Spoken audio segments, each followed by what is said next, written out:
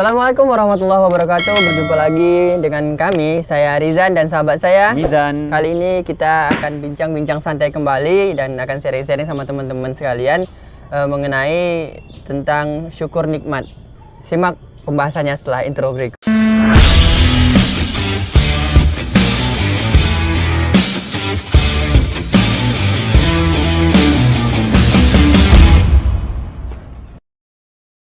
Baik teman-teman, banyak nikmat Allah yang diberikan kepada kita, hamba-hambanya, juga makhluk-makhluk yang diciptakan oleh Allah tuh banyak sekali nikmat yang diberikannya.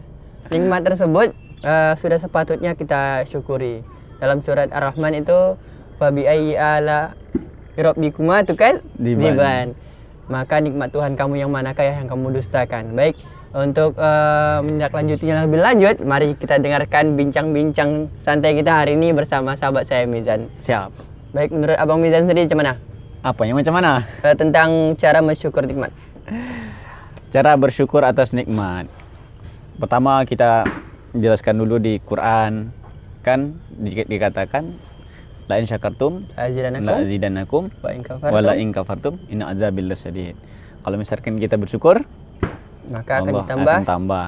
Kalau misalkan kita kufur, maka ingat azabku amatlah pedih. Nah, kita mau mensyukuri nikmat yang mana dulu? Misalkan badan atau fisik kita. Allah ciptakan kita mata. Allah ciptakan mata untuk melihat. Bagaimana? Oh iya ya. Bagaimana cara mata itu agar bisa digunakan ke hal-hal yang baik? Itu cara bersyukurnya.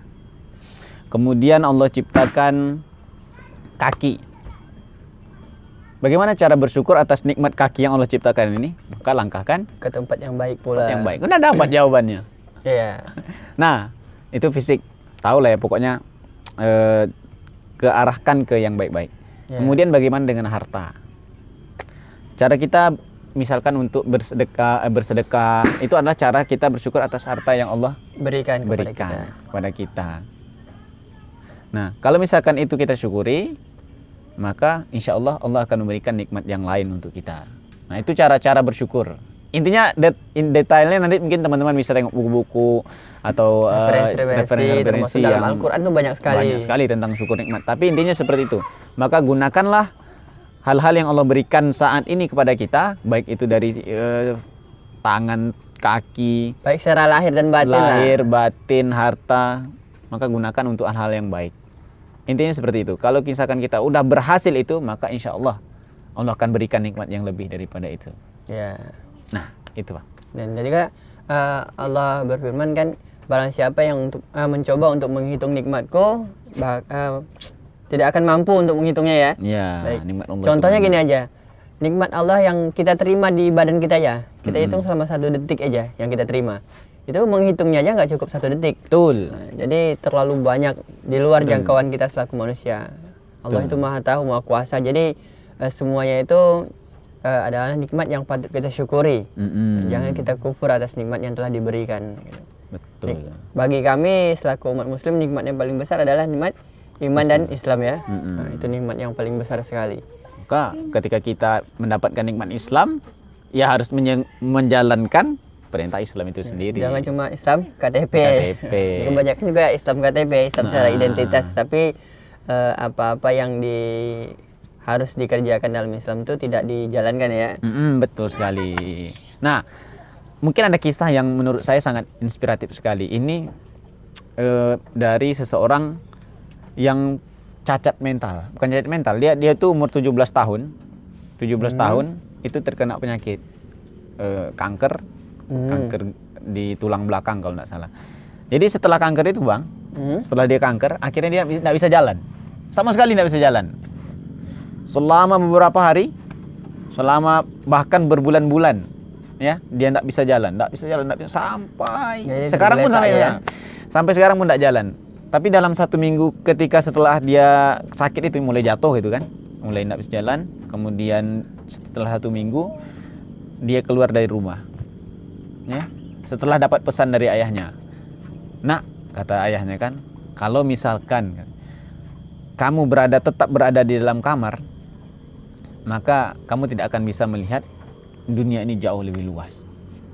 kamu dulu suka nengok orang main teater. Mana ada orang main teater di dalam kamar katanya. Kamu dulu suka nangkap kupu-kupu. Mana ada kupu-kupu masuk ke dalam kamar. Nah, setelah mendengarkan itu, akhirnya dia merasa, oh iya, perilaku dia sebelum itu, dia merasa Allah itu tidak adil kepadanya. Ya, Allah itu telah memberikan penyakit yang tidak seharusnya ia dapatkan. Dia merasa marah kepada Allah. Tapi setelah itu dia ikhlaskan. Cara dia bersyukur itu seperti itu. Ya sudah, saya ikhlas. Saya ridho, saya rela. Sekarang bagaimana coba? Dengan dia pakai dengan pakai apa? Sepatu roda, apa sih namanya? Pakai kursi roda. Pakai kursi roda. Sepatu roda. Dia pakai kursi roda, tapi dia sekarang bisa menjadi CEO. Bayangkan, itu CEO. Ya, itu nikmatnya luar biasa. Nikmatnya lebih daripada itu. Maka Allah itu memang memberikan ujian kepada kita. Allah itu berikan ujian kepada kita, tapi ujian itu bukan untuk kita ratapi, tidak. Tapi ujian itu untuk kita terima, kita ikhlaskan, kemudian kita syukuri. Jadi, setelah kita syukuri, insya Allah nanti akan naik ke jadi derajat kan yang lebih besar. kata Gitu. Allah gini, aku tergantung prasangka hambaku. Iya, gitu betul. kan. Jadi kalau prasangka kita baik, ya insya Allah dapatnya baik, gitu kan. Jadi berprasangka baiklah kepada Allah, maka itu akan berpahala. Kalau mau berprasangka buruk sama setan, itu berpahala juga. Kalau sama setan. Jadi macam sekarang kan di bulan puasa ini banyak orang tak puasa. Ini gara-gara setan ngasutnya gitu kan. Tapi kan setan-setan yang besar itu udah dibelenggu sekarang nih kan. Nah, betul. Jadi ya sebenarnya bukan karena hal itu juga, tapi karena kebiasaan kita sebelum puasa itu terbawa sampai ke puasa gitu kan. Jadi nikmat Allah tadi itu memang harus disyukuri. Jadi kita berprasangka baik sama Allah itu akan mendapatkan hasil yang baik pula ya. Betul sekali. Baik, kesimpulan. Kesimpulannya adalah bahwa bersyukur itu akan memberikan energi positif kepada kita. Ketika kita mendapatkan energi positif, maka hidup kita akan semakin bergairah. Apapun yang diterima saat ini, maka usahakanlah untuk berpositif thinking, kemudian syukuri apa yang kita dapatkan. Maka dengan mensyukuri itu, insya Allah apapun rintangannya, apapun ujiannya, kita akan sanggup menghadapinya. Insya Allah. Cukup? Cukup. Baik, sekian teman-teman. Jika ada tema yang harus kami bahas, silahkan ditulis di kolom komentar. Jangan lupa untuk klik like, comment, subscribe, dan juga share video ini. Semoga bermanfaat bagi kita semua. Mungkin cukup sekian tentang syukur nikmat ini. Bersama saya Rizan dan sahabat saya Mizan. Assalamualaikum warahmatullahi wabarakatuh. Waalaikumsalam warahmatullahi wabarakatuh.